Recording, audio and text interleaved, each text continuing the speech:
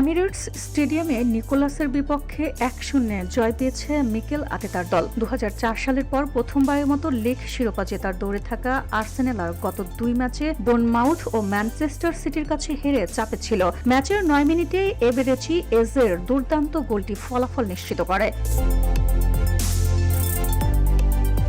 টানা ২ ম্যাচে হারের পর চাপে থাকা আর্সেনাল এই জয়ে ঘুরে দাঁড়িয়েছে দারুণভাবে। এখন এক ম্যাচ বেশি খেলে ম্যানচেস্টার সিটির চেয়ে ৩ পয়েন্ট এগিয়ে তারা। ম্যান সিটি একই দিনে সাউদাম্পটনকে হারিয়ে FA কাপের ফাইনালে উঠেছে, তবে লিগে তারা আর্সেনালের পেছনে পড়ে গেল। আগামী সপ্তাহে ফুলহ্যামের বিপক্ষে জিতলে আর্সেনাল ৬ পয়েন্টের ব্যবধানে এগিয়ে যাওয়ার সুযোগ পাবে, কারণ সিটির পরে ম্যাচ ৪ মে এভারটনের বিপক্ষে খেলবে। অন্যদিকে নিউক্যাসলের জন্য এটি টানা পঞ্চম হার, তারা নেমে গেছে টেবিলের ১৪ নম্বরে।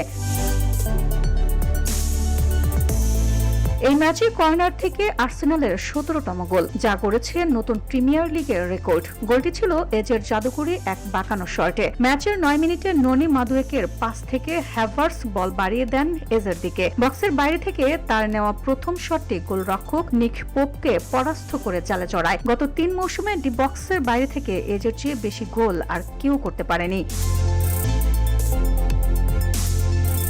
শেষ দিকে সমতার সুযোগ পেয়েও কাজে লাগাতে পারেনি নিউক্যাসল। বদলি খেলোয়াড় ইওয়ানে উইসা ১৫ মিনিট বাকি থাকতে একটি সহজ সুযোগ মিস করেন। এদিকে দীর্ঘ ৫ ম্যাচ পর ইনজুরি কাটিয়ে মাঠে নামেন বুকাও সাকা। অতিরিক্ত ৭ মিনিটের ইনজুরি টাইমে এমিরেটসের গ্যালারিতে টান উত্তেজনা থাকলেও শেষ পর্যন্ত ১-০ ব্যবধান ধরে রাখতে সক্ষম হয় আর্তেতার শিষ্যরা। হাতে আর মাত্র ৪টি ম্যাচ। এই জয়ের শিরোপার লড়াইয়ে আবারও নিজেদের শক্ত অবস্থান জানান দিল Arsenal. VOD Bangla news desk.